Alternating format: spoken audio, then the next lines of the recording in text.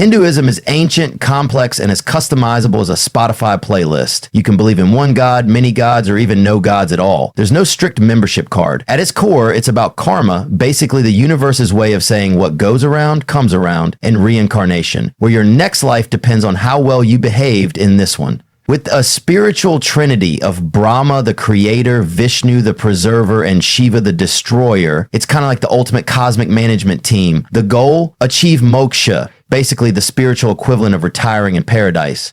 Buddhism, inner peace, no drama. Ever had one of those days where everything goes wrong? A Buddhist would tell you to take a deep breath and let it go. Buddhism isn't about worshiping gods, it's about mastering yourself. Founded by Siddhartha Gautama, a prince turned wisdom guru, Buddhism teaches that life is full of suffering, mostly because humans can't stop wanting things. The solution? The Eightfold Path. A life guide that helps you detach from unnecessary drama and reach nirvana, a state of ultimate peace where Mondays don't exist. Christianity, the OG mega fan base. Imagine a carpenter who could heal the sick, walk on water, and had 12 super loyal friends. No, this isn't a Marvel origin story. This is Jesus Christ. His teachings of love, forgiveness, and be nice to your neighbor took off like wildfire. Fast forward 2,000 years, and Christianity has nearly 2 billion followers, countless churches, and let's be real, the best Christmas celebrations. At its core, it's about faith in Jesus as the Savior and following his teachings, or else, well, let's just say hell is described as very uncomfortable. Islam, the straight roadmap to paradise. Founded over 1,400 years ago, Islam is all about submission to God, not your Wi-Fi provider. Muslims believe in one God, Allah, and follow the teachings of the Prophet Muhammad. The Quran is their guidebook covering everything from prayer to good manners. Islam has 5 core pillars, including praying 5 times a day, yes, even at sunrise, fasting during Ramadan, and making a trip to Mecca if you can afford it. It's one of the fastest growing religions, proving that discipline, devotion, and a good diet plan, thanks to fasting, can go a long way. Sikhism, everyone's equal, no VIP passes. Founded by Guru Nanak in the 15th century, Sikhism is all about equality, no caste system, no discrimination, just pure unity. Sikhs believe in one God, honest living, and helping others. Their places of worship, gurdwaras, even have free community kitchens where anyone can eat, no questions asked. If that isn't kindness in action, I don't know what is. And if you ever see a Sikh wearing a turban, know that it represents spirituality, respect, and a reminder to always do good. Shinto, nature has a spirit, even your favorite tree. Shinto is Japan's native religion, and it's all about harmony with nature. Mountains, rivers, and even certain trees are believed to have spirits called kami. There's no holy book, no strict rules, just a deep respect for nature and ancestors. Shinto shrines are scattered all over Japan, acting as spiritual pit stops for reflection, rituals, and an occasional wish for good grades or a better love life. Confucianism, ethics, and social harmony.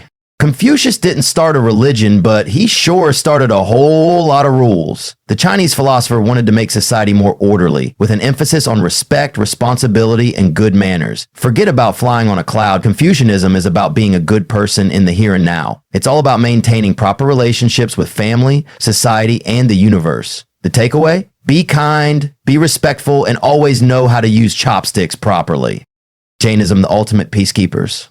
Jains take non-violence to the next level. They believe every living thing has a soul, from elephants to insects, and they go out of their way to avoid harming anything, even sweeping the ground before they walk so they don't accidentally step on a bug. The goal? Achieve moksha, escape the cycle of reincarnation, and live in eternal peace. If karma is real, these guys are definitely coming back as royalty. Satanism, not what you think. Satanism isn't about worshiping the devil or sacrificing goats, well, at least not for most Satanists. Founded in the 20th century, modern Satanism is more about individualism, skepticism, and rejecting religious dogma. Think of it as the ultimate middle finger to organized religion, but with a lot of black leather and dramatic flair. Some Satanists use the symbol of Satan as a metaphor for rebellion and personal freedom, while others just really like the aesthetic. Either way, it's definitely not your grandma's religion. Judaism, the OG monotheistic faith. Judaism's where the one God idea started, long before Christianity and Islam. It began with Abraham, got its famous 10 Commandments from Moses, and revolves around the Torah, traditions, and deep discussions. Shabbat, a weekly break from work, screens, and stress. Jewish history is filled with resilience, and so is its food. Latkes, challah, matzo ball soup. pure comfort. At its core, Judaism is about faith, community, and always asking, but why? Taoism, go with the flow. Taoism is like the spiritual version of yoga. Just chill out, let things happen naturally, and flow with the universe. Founded by the mysterious Lao Tzu, Taoism emphasizes the Tao, pronounced Tao, which is the path of natural harmony. The key here is to avoid overthinking things, balance opposites, and just live in tune with nature. If Taoism were a person, it would probably be that friend who always tells you to just breathe and let it go while sipping tea and staring at a rock. Druze, a secretive spiritual club. Ever heard of the Druze? Probably not, and that's kind of the point. This mysterious offshoot of Islam is a mix of various philosophies, including Greek, Christian, and Islamic beliefs. They believe in reincarnation and have a secretive religious text that only their elders can read. New members? Sorry, they don't do conversions. You're either born Druze or you're not getting in. Baha'i faith, world peace, one religion at a time.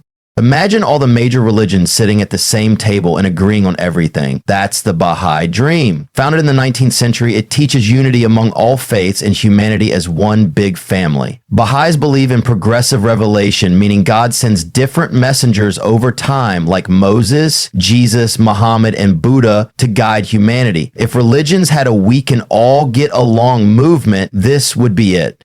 Santeria, saints, spirits, and sacred rituals.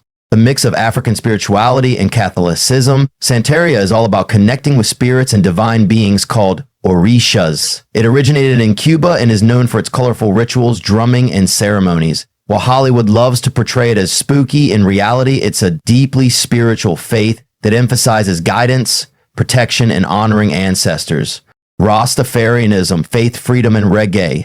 More than just Bob Marley and reggae music, Rastafarianism is about spiritual connection, African heritage, and rejecting materialism. Rastafarians believe Haile Selassie, the former emperor of Ethiopia, was a divine figure. They also emphasize living naturally. Think vegan diets, simple living, and growing dreadlocks as a sign of spiritual strength. And yes, they do use cannabis, but not for fun. It's a sacred tool for meditation and connecting with God. Zoroastrianism, the original fire worshippers. Zoroastrianism, founded by Zoroaster over 3,000 years ago, is the original good versus evil showdown. You've got Ahura Mazda, the god of all things good, and Angra Mainyu, the villain who's all about chaos. Think of it as the spiritual version of a superhero movie, except with a lot more fire. Yep, fire's a big deal here. It symbolizes truth and purity, so they keep it burning in temples like it's the world's oldest candle. Their slogan, good thoughts, good words, good deeds, which sounds like the best life advice you can get, minus the don't burn your toes part. And even though it's a smaller religion today, Zoroastrianism's influence on other religions, like the ideas of heaven, hell, and angels, is pretty epic.